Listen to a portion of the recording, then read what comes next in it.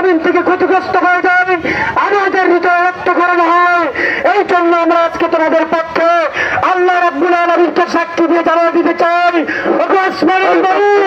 আমাদের ভাইদের জন্য আমরা তেমন কিছু করতে না পারলে তাদের পক্ষে দাঁড়িয়ে আমরা আজকে তোমার কাছে বিচার দিয়ে গেলাম। আদর্শ বালিকা মাদ্রাসার সিনিয়র শিক্ষক হযরত মাওলানা মুফতি মুস্তাকিম বিল্লাহ গাজীপুরি। السلام عليكم ورحمة الله وبركاته.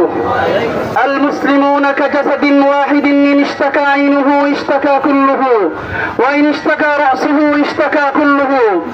প্রিয় সংগ্রামী সাথী ও বন্ধুগণ, আজকে ফিলিস্তিনের পক্ষে সংহতি জানানোর জন্য এই গোবিন্দাসী তৃণমূল পর্যায়ের অপর জনসাধারণ রাস্তায় নেমে এসেছে। আমাদের এই প্রতিবাদ সমস্ত রাষ্ট্রের বিরুদ্ধে প্রতিবাদ, আমাদের এই প্রতিবাদ ইসরায়েলের বিরুদ্ধে প্রতিবাদ। এখান থেকে বাংলাদেশের তৃণমূল পর্যায় থেকে ইসরায়েলের বিরুদ্ধে আমরা জিহাদ ঘোষণা করে দিচ্ছি।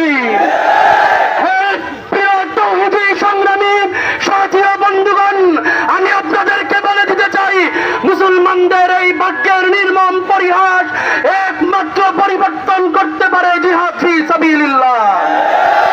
মুসলমান যুবক সমাজেরা, তোমাদেরকে পয়গাম আমি জানিয়ে দিতে চাই, তোমরা উঠো, জাগ্রত হও, হাতে সেনা নাও, জিহাদের ময়দানে ঝাঁপিয়ে পড়ো। ইনশাআল্লাহ নাসরুম মিনাল্লাহি ওয়া ফাতহুন করিব। দেখা হবে রাজপথে, কথা হবে স্লোগানে স্লোগানে। আসসালামু আলাইকুম ওয়া রাহমাতুল্লাহি ওয়া বারাকাতুহু। পৃথিবীর সমস্ত রাষ্ট্রপ্রধানদেরকে বলবো, আপনারা কোরআন থেকে দূরে থাকার কারণে, হাদিস থেকে দূরে থাকার কারণে, ইসলাম থেকে দূরে থাকার কারণে আজকে ইসরায়েলের বিরুদ্ধে আপনার কথা বলতে চান না। ইসরায়েলের বিরুদ্ধে কথা বলা, ইসরায়েলের বিরুদ্ধে প্রতিবাদ করা, এটা আমাদের ইমানি অঙ্গ। একজন মুসলমানকে যদি হত্যা করা হয় আর এক মুসলমান যদি চুপ করে বসে থাকে, তার ইমানের ভিতরে প্যারালাইসিস হয়ে গেছে। আজকে আমরা মনে করি গোটা পৃথিবীর প্রত্যেকটা মুসলমান আমরা যদি ঐক্যবদ্ধ থাকতে পারি, 57টা মুসলমান রাষ্ট্র যদি এক থাকতে পারে, আমরা যদি হুঙ্কার দিতে পারি, তাহলে ইসরায়েলের অস্তিত্ব খুঁজে পাওয়া যাবে না। তাই আমার ইসরায়েলি পণ্য বয়কট করতে হবে, ইসরায়েলি জীবন ব্যবস্থা আমাদের বয়কট করতে হবে, অনিসলামিক চিন্তা চেতনা বাদ দিতে হবে। গোটা পৃথিবীর সমস্ত মুসলমানদেরকে এক হওয়ার জন্য আমাদের এখনই উপযুক্ত সময়। আল্লাহ রাব্বুল আলামিন যেভাবে বলেছেন, ওয়াতাসিমু বিহাবলিল্লাহি জামিআ ওয়া লা তাফাররাকু, আমরা সবাই মিলে যদি ঐক্যবদ্ধ থাকতে পারি, today or tomorrow Israel must be destroyed, Israel ধ্বংস হবে, আল্লাহ ইসরায়েলের উপরে গজব দিবে, গোটা পৃথিবীতে কালেমার মতবা আবার উদ্দিন হবে। সবাইকে ধন্যবাদ। ফিলিস্তিনে হত্যা করা হচ্ছে সেটা না, রাসূলের হাদিস, কেউ যদি একজন মুমিনকে অন্যায়ভাবে হত্যা করে, সে যেন পুরা জাতিকে হত্যা করে ফেলেছে। এজন্য আমাদের রক্তে আগুন লেগে গেছে। এই ইহুদিরা ষড়যন্ত্র এখন নয়, আদিকাল থেকে এই ইহুদিরাই নবীজির লাশ চুরি করতে এসেছিল।